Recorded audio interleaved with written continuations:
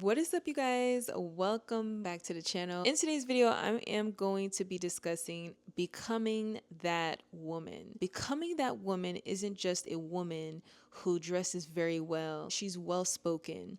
When she enters any room, her presence is already known. She doesn't even have to say too much. People know when they approach her, they have to come correct or don't come at all. She's confident. She's independent. She is soft but strong, and then some.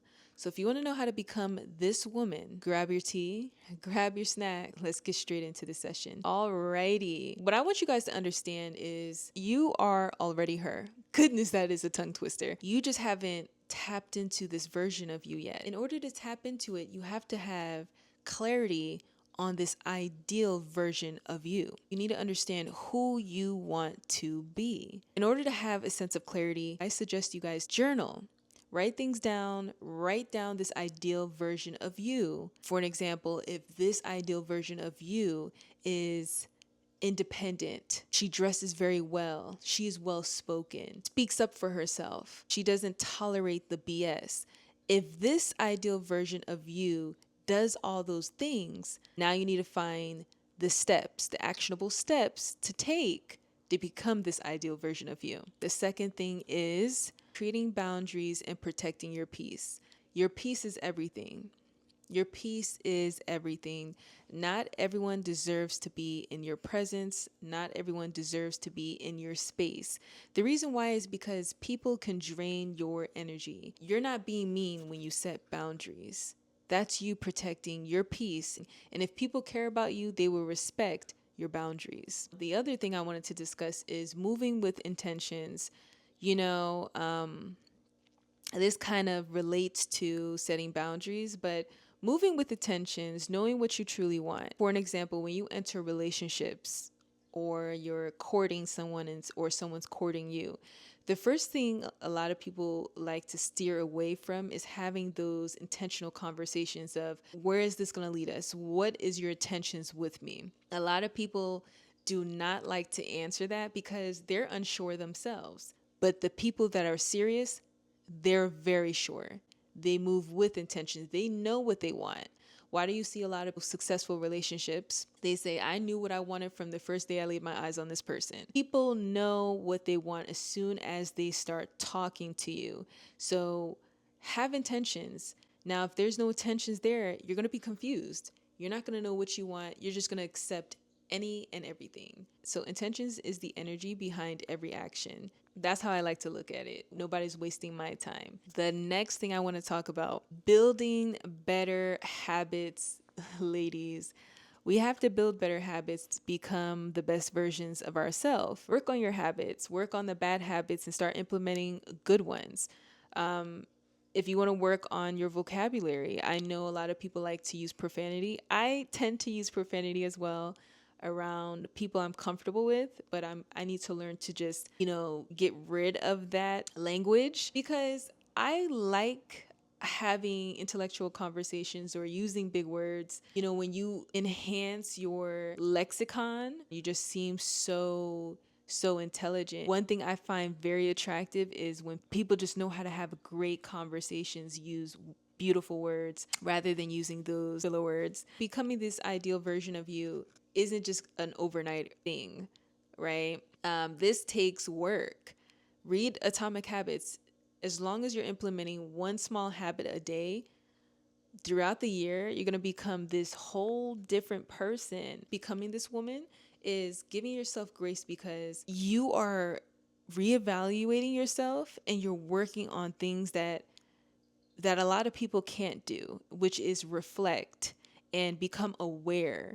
Once you're becoming aware of your flaws and your imperfections and you start embracing it and accepting it, you become so confident. Nobody can talk negative about your flaws because you embraced it. You've accepted your flaws and you're working to improve it. Now, let's talk about forgiveness. I know a lot of people that hold grudges, and holding a grudge is not healthy.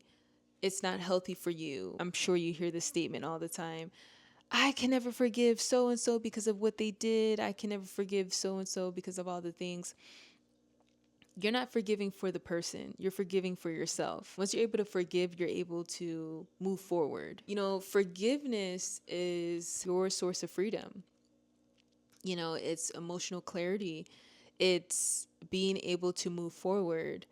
It's like you're releasing the hurt that you've experienced, and you're no longer making decisions based off the hurt and the pain, because you've decided to forgive. Forgiveness isn't saying that you were okay for what had happened, but it's saying that you're done carrying it, carrying the burden, carrying the hurt, carrying the pain.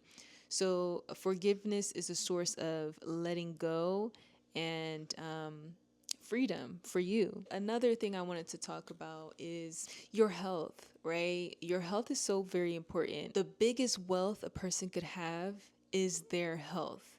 So make your health your priority. You can have all the money in the world. How are you going to enjoy it with bad health conditions? That means you're limited, right? You're limited in enjoying the works and the fruits of your labor. But if you have health, you are wealthy in ways of longevity, experiencing life. That is the biggest wealth there is. I think I have two more things. Let go of the aesthetic. Stop thinking that your life has to be perfect. You have to have the amazing car. You have to have the amazing house, or your amazing skin, hair, body, all these other things.